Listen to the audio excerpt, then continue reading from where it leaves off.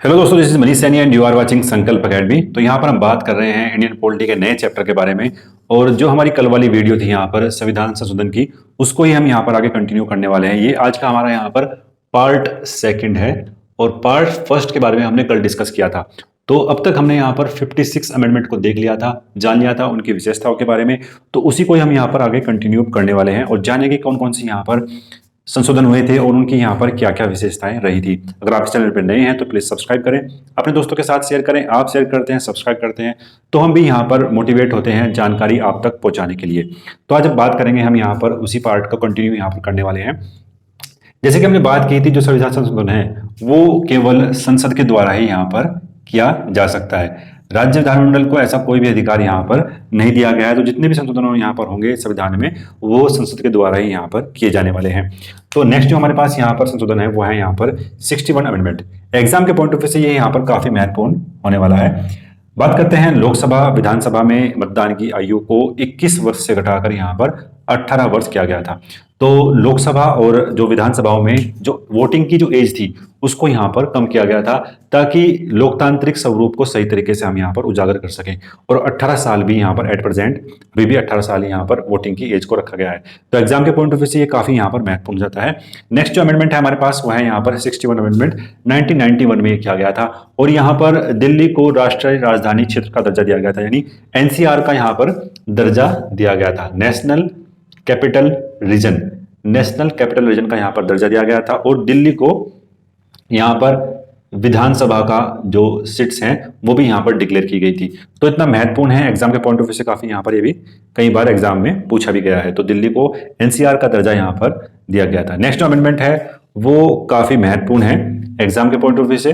तो ये जो अमेंडमेंट है यहाँ पर वो काफी महत्वपूर्ण यहाँ पर दिखाई पड़ रहा है, 73 अमेंडमेंट। इसके यहाँ पर जो व्यवस्था की गई थी वो की गई थी कि पंचायती व्यवस्था को संवैधानिक दर्जा दिया गया था।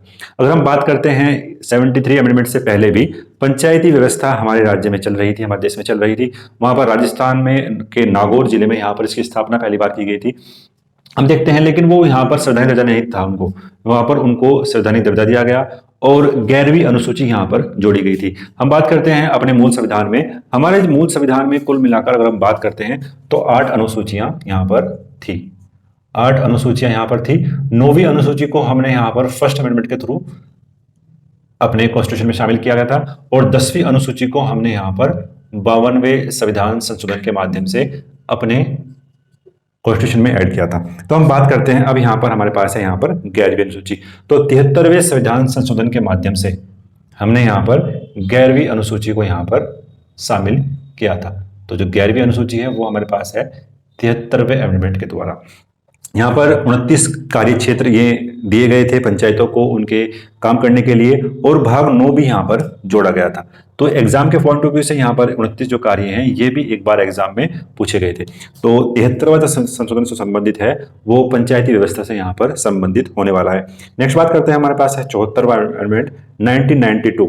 ये संबंधित है यहाँ पर शहरी निकायों को वैधानिक दर्जा यहाँ पर दिया गया था और यहाँ पर 12वीं अनुसूची को हमने यहाँ पर ऐड किया था और 18 कार्य क्षेत्र यहाँ पर शामिल किए गए थे। भाग 9A को इसमें जोड़ा गया था। ये दोनों जो अमेंडमेंट है ये एक दूसरे से यहाँ पर संबंधित है। इन दोनों को हमको साथ लेकर ही यहाँ पर याद करना होगा, क्योंकि 11वीं जो अनुसूची है वो 73 के द्वारा और जो 12वीं अनुसूची है वो यहाँ पर 74वें अमेंडमेंट के द्वारा यहाँ पर शामिल की गई थी। और भाग अगर हम बात करते हैं भाग 9A और 9A यहाँ पर दोनों संबंधित है हमारे पंचायत राज व्यवस्था से और शहरी स्थानीय निकाय से। दोनों यहाँ पर रिलेट करके ही हमको याद करने होंगे। नेक्स्ट जो हमारे अमेंडमेंट है हमारे पास वो है यहाँ पर 84 अमेंडमेंट। यहाँ पर 2026 तक लोकसभा और विधानसभा की सीटों की संख्या यहाँ पर निश्चित की गई थी। अगर हम अपनी पिछली वीडियो को याद करते हैं तो वहां पर 31 अमेंडमेंट का जिक्र किया गया था। 31 अमेंडमेंट में जो लोकसभा की सीटें थी वो 545 यहाँ पर रखी गई थी। लेकिन जो 84वां अमेंडमेंट है वो 2026 तक लोकसभा और विधानसभा की सीटों की संख्या को यहाँ पर निश्चित करने की बात करता है। तो एग्जाम के पॉइंट ऑफ व्यू से यहाँ पर ये काफी महत्वपूर्ण हो जाता है। नेक्स्ट बात करते हैं, हमारे पास जो संशोधन है वो है यहाँ पर 86वां अमेंडमेंट। एग्जाम के पॉइंट ऑफ व्यू से काफी ये महत्वपूर्ण है। ये अगर हम बात करते हैं पूरी तरीके से ही संबंधित था यहाँ पर हमारे एजुकेशन से। एजुकेशन से ये पूरी तरीके से यहाँ पर संबंधित है। यहाँ पर 3 आर्टिकलों को हम बात करने वाले हैं जो यहाँ पर नए जोड़े गए थे। हम बात करते हैं जो आर्टिकल, अगर हम बात करते हैं 45, इस अमेंडमेंट से पहले आर्टिकल 45 में यह था कि 6 से 14 वर्ष तक के बच्चों के लिए यहां पर राज्य जो है उनकी व्यवस्था करेगा। लेकिन हम बात करते हैं आर्टिकल 20A जो संबंधित है वो हमारे फंडामेंटल राइट से, हमारे मौलिक अधिकारों से संबंधित है। और यहां पर लिखा गया है कि 6 से 14 वर्ष तक के बच्चों को अनिवार्य शिक्षा की बात की गई है। 6 से 14 वर्ष तक के बच्चों को अनिवार्य शिक्षा जो प्रोवाइड करने की जिम्मेदारी है वो पूरी तरीके से ही केंद्र सरकार, राज्य सरकार की यहां पर रखी गई है। दूसरा हम बात करते हैं आर्टिकल 45। आर्टिकल 45 जो संबंधित है वो यहां पर है डीपीएसपी से, और यहां पर लिखा गया है कि 0 से 6 वर्ष तक के बच्चों की व्यवस्था आने वाले समय में यहां पर कर सकता है सरकार। और ऐसा ही जो अमेंडमेंट है वो 51A संबंधित है हमारे यहां पर मौलिक जो हमारे मूल कर्तव्य हैं, जो नागरिकों के कर्तव्य हैं वो संबंधित है यहाँ पर 51A से। यहाँ पर जो 11वां कर्तव्य जोड़ा गया है हमारे जो मूल संविधान में है उसमें यहाँ पर 10 ही कर्तव्य थे, लेकिन जो 11वां कर्तव्य है वो संबंधित है हमारे यहाँ पर शिक्षा से। यानी जो अभिभावक हैं, जो माता पिता हैं, वो भी अपने बच्चे को अनिवार्य शिक्षा की व्यवस्था यहाँ पर कर सकते हैं। तो मूल कर्तव्य में 51A में 11वां जो कर्तव्य है वो संबंधित है यहाँ पर शिक्षा से। तो पूरी तरीके से अगर हम बात करते हैं 86 जो अमेंडमेंट है वो शिक्षा से संबंधित यहाँ पर है, और जितने भी अमेंडमेंट यहाँ पर किए गए थे वो शिक्षा से ही संबंधित यहाँ पर होने वाले हैं। नेक्स्ट बात करते हैं हम यहाँ पर 91वां अमेंडमेंट। 51वां था 2003 में किया गया था, और यहाँ पर मंत्रिपरिषद की अधिकतम संख्या को 15% से अधिक नहीं होना चाहिए। ये जो संबंधित थी वो हमारे निम्न सदन से संबंधित है। निम्न सदन की जो संख्या है उससे 15% से अधिक आपकी जो मिनिस्ट्री है यहाँ पर मंत्रिपरिषद है वो यहाँ पर नहीं होनी चाहिए। अगर हम बात करते हैं हमारी लोकसभा के लिए, लोकसभा की अगर हम बात करते हैं तो 545 यहाँ पर सीटें हैं, तो 545 का जो है 15%, 545 का 15% हमारे यहाँ पर मंत्रिपरिषद होगी। लेकिन अगर हम बात करते हैं विधानसभाओं के बारे में, किसी किसी में जो विधानसभा की जो सीटें हैं किसी किसी राज्य में वो यहाँ पर काफी कम दिखाई पड़ती हैं। अगर हम उसका यहाँ पर 15% निकालते हैं तो उनकी संख्या यहाँ पर कम रखी गई होगी।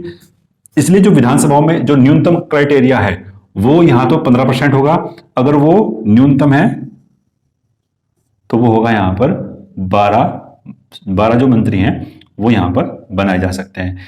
ये जो प्रश्न था वो उत्तराखंड लोक सेवा आयोग में यहाँ पर पूछा भी गया था कि न्यूनतम मंत्री यहाँ पर कितने हो सकते हैं। तो न्यूनतम जो मंत्री हैं वो यहाँ पर 12 मंत्री किसी विधानसभा में न्यूनतम हो सकते हैं। नेक्स्ट जो हमारे पास अमेंडमेंट है वो है यहाँ पर 52वां अमेंडमेंट। यहाँ पर 8 अनुसूचियों में 4 भाषाओं को शामिल किया गया था। यदि हम बात करते हैं हमारी जो 8वीं अनुसूची है वो यहाँ पर संबंधित है भाषा से, लैंग्वेज से संबंधित है।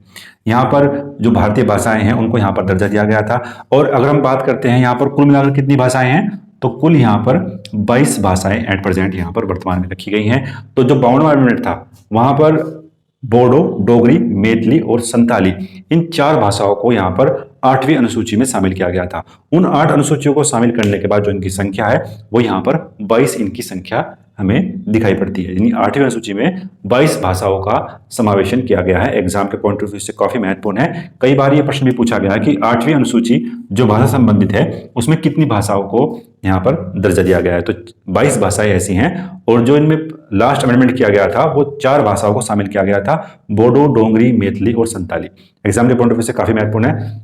नेक्स्ट बात करते हैं हम यहाँ पर 97वां अमेंडमेंट 2012 में किया गया था, और यहाँ पर सहकारी समिति को इसमें शामिल किया गया था। और जो यहाँ पर जो संबंधित है यहाँ पर भाग 3 जो हमारा संबंधित है यहाँ पर मौलिक अधिकारों से। आर्टिकल 19 में यहाँ पर सहकारी समिति को बनाने का एक विशेष प्रावधान किया गया था। यानी अगर कोई व्यक्ति चाहे तो सहकारी समिति बनाना उसका अब फंडामेंटल राइट है। और ऐसा ही यहाँ पर भाग 4 में इसके निर्माण को प्रोत्साहन देने की बात की गई थी। यानी राज्य इसके निर्माण के प्रोत्साहन की बात यहाँ पर करता है। एग्जाम के पॉइंट ऑफ व्यू से काफी महत्वपूर्ण है। सहकारी जो समितियां हैं वो यहाँ पर संबंधित है 97वां अमेंडमेंट संशोधन। फिर हम बात करते हैं यहाँ पर 101वां अमेंडमेंट 2016 में किया गया था। ये संबंधित है यहाँ पर जीएसटी संबंधित है। काफी मुद्दा करंट में भी रहा, और उसकी वजह से ये काफी यहाँ पर महत्वपूर्ण जाता है कि 101वां अमेंडमेंट यहाँ पर जो है वो जीएसटी संबंधित है, अलग अलग गुड्स एंड सर्विस टैक्स से संबंधित है। यहाँ पर 1 जुलाई 2017 से पूरे भारत में जो है जीएसटी लागू कर दिया गया है। तो जीएसटी जो लागू कर दिया गया है वो 1 जुलाई 2017 से पूरे भारत में लागू है। 101वां अमेंडमेंट यहाँ पर संबंधित है। फिर हम बात करते हैं 102वां जो अमेंडमेंट था 2018 में किया गया था, और यहाँ पर राष्ट्रीय पिछड़ा वर्ग आयोग को संवैधानिक दर्जा दिया गया था। हम बात करते हैं इससे पहले यहाँ पर इसको जो दर्जा था वो संवैधानिक नहीं था। आर्टिकल 238 में यहाँ पर इसको शामिल किया गया था। आर्टिकल 338 ए में इसको यहां पर शामिल किया गया था, राष्ट्रीय पिछड़ा वर्ग आयोग को।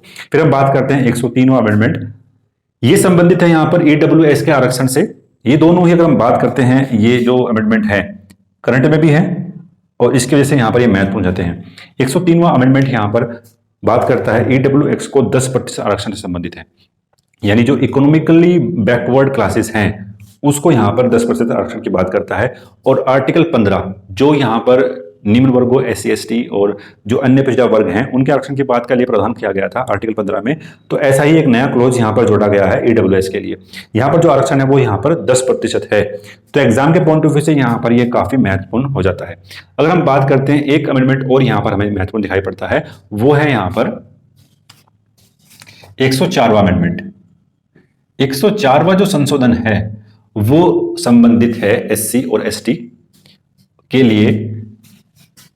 SC और ST से संबंधित है। यहां पर विधानसभा और लोकसभा में इनकी सीटों को सीमित किया गया है अगले 80 वर्ष तक के लिए। सॉरी, एग्जाम के पॉइंट ऑफ व्यू से काफी महत्वपूर्ण है। 104वां जो अमेंडमेंट है वो SC ST की जितनी भी सीटें यहां पर एट प्रेजेंट हैं हमारे कॉन्स्टिट्यूशन में, वहां पर विधानसभा और लोकसभा में 80 वर्ष तक इनकी सीटों को यहां पर बताया गया है कि इनके लिए आरक्षण की व्यवस्था यहां पर होगी। यहां पर दो बातें महत्वपूर्ण करना यहां पर महत्वपूर्ण है। अगर हम बात करते हैं एंग्लो इंडियन के बारे में, एंग्लो इंडियन के लिए यहां पर ऐसी कोई व्यवस्था नहीं की गई है, यानी अब हम ये मानकर चल रहे हैं कि इनके जो आरक्षण है वो अब यहां पर समाप्त होने वाला है। लोकसभा में बात करते हैं, लोकसभा में एंग्लो इंडियन की नियुक्ति यहां पर 2 सदस्यों की यहां पर नियुक्ति होती थी राष्ट्रपति के द्वारा, और ऐसे ही विधानसभा में यहां पर नियुक्ति थी, एक एंग्लो इंडियन यहां पर मनोनीत करता था यहां पर राज्यपाल विधानसभाओं के लिए। तो ये जो प्रावधान था ये अब यहां पर समाप्त होने वाला है। एग्जाम के पॉइंट ऑफ व्यू से काफी महत्वपूर्ण है, इसको हमने यहाँ पर डिस्कस कर लिया है। तो अगर हम देखते हैं कुल मिलाकर जितने भी अमेंडमेंट थे और एट प्रेजेंट में भी उनको हमने यहाँ पर डिस्कस कर लिया है। एक बार हम यहाँ पर रिकॉल करते हैं क्या क्या यहाँ पर चीजें महत्वपूर्ण थी, ताकि आपका सही तरीके से यहाँ पर रिवीजन भी हो सके। 91 जो अमेंडमेंट था वो वोटिंग की एज को 18 वर्ष करने से संबंधित था। 61 जो अमेंडमेंट था वहां पर दिल्ली NCR का दर्जा दिया गया था दिल्ली को। 53 संबंधित है यहाँ पर पंचायत राज व्यवस्था से, और भाग 9 यहाँ पर शामिल किया गया था। कुल मिलाकर 29 विषय यहाँ पर शामिल थे। फिर हम बात करते हैं 74वां जो अमेंडमेंट था वो शहरी स्थानीय निकायों से संबंधित है, और यहाँ पर 12वीं अनुसूची को शामिल किया गया था। कुल मिलाकर 18 विषय हैं और भाग 9A यहाँ पर शामिल किए गए थे। 84वां जो अमेंडमेंट था वो 2026 तक लोकसभा और विधानसभाओं की सीटों को संबंधित है, उनकी सीटों को यहाँ पर निश्चित करने से संबंधित था। 86 जो अमेंडमेंट है वो यहाँ पर एजुकेशन से संबंधित है। अलग अलग आर्टिकल यहाँ पर शामिल किए गए थे। फंडामेंटल राइट में यहाँ पर दिया गया था कि शिक्षा को एक मौलिक अधिकार के रूप में शामिल किया गया था आर्टिकल 21A में। फिर हम बात करते हैं आर्टिकल 45। आर्टिकल 45 में 0 से 6 वर्ष तक के बच्चों को प्रावधान करने की जिम्मेदारी दी गई थी कि स्टेट यहाँ पर आने वाले समय में DPSP में उनको शामिल किया गया था, ताकि जो उनके आने वाले समय में उनके लिए शिक्षा का प्रावधान यहाँ पर कर सके। ऐसा ही एक अमेंडमेंट किया गया था मूल कर्तव्यों में। 51A में जो 11वां जो कर्तव्य है वो संबंधित है शिक्षा से। वहां पर जो गार्जियंस है, माता पिता हैं, वो यहाँ पर शिक्षा उनको प्रोवाइड करने की जिम्मेदारी थी। फिर हम बात करते हैं 91 में जो अमेंडमेंट था यहाँ पर मंत्रिपरिषद की संख्याओं को सीमित करने की बात करता है, और वो 15% से अधिक नहीं होगी। फिर हम बात करते हैं 92 अमेंडमेंट, ये 8 भाषाएं जो थी 8वीं अनुसूची में उनको 4 भाषाओं को यहां पर ऐड करता है, और कुल मिलाकर ये 22 भाषाएं एट प्रेजेंट हैं। फिर हम बात करते हैं 97वां अमेंडमेंट, ये संबंधित है यहाँ पर सहकारी समितियों से। सहकारी समितियों को फंडामेंटल राइट में दर्जा दिया गया था, तो जो नागरिक हैं वो सहकारी समितियां बना सकते हैं, राज्य उनके लिए प्रोत्साहन करता है। भाग 4 में उनको यहाँ पर दर्जा दिया गया था। फिर हम बात करते हैं 101वां अमेंडमेंट, ये GST संबंधित है। फिर हम बात करते हैं नेक्स्ट जो हमारे पास है 102वां अमेंडमेंट, राष्ट्रीय पिछड़े वर्ग आयोग को यहाँ पर सदन दर्जा देता है और आर्टिकल 338A में शामिल करता है। 103वां जो अमेंडमेंट है वो यहाँ पर EWX को 10% का यहाँ पर आरक्षण प्रोवाइड करता है। 104वां जो अमेंडमेंट है यहाँ पर वो SC ST के लिए जो सीटें निर्धारित थी लोकसभा और विधानसभा में उनको 80 वर्ष तक निर्धारित करने की यहाँ पर बात करता है, और एंग्लो इंडियन के लिए इस विषय पर यहाँ पर ये उनके आरक्षण को यहाँ पर समाप्त करता है। तो ये पूरा अमेंडमेंट था, और करंट में भी यहाँ पर जो अमेंडमेंट थे उनको हमने यहाँ पर शामिल किया है। तो पूरा एक समराइज फॉर्म में यहाँ पर हमने इसको देख लिया है। एग्जाम के पॉइंट ऑफ व्यू से काफी महत्वपूर्ण है। अगर आपको ये वीडियो पसंद आई होगी तो प्लीज लाइक करें, अपने दोस्तों के साथ शेयर करें। मिलते हैं नेक्स्ट वीडियो में। धन्यवाद। जय हिंद।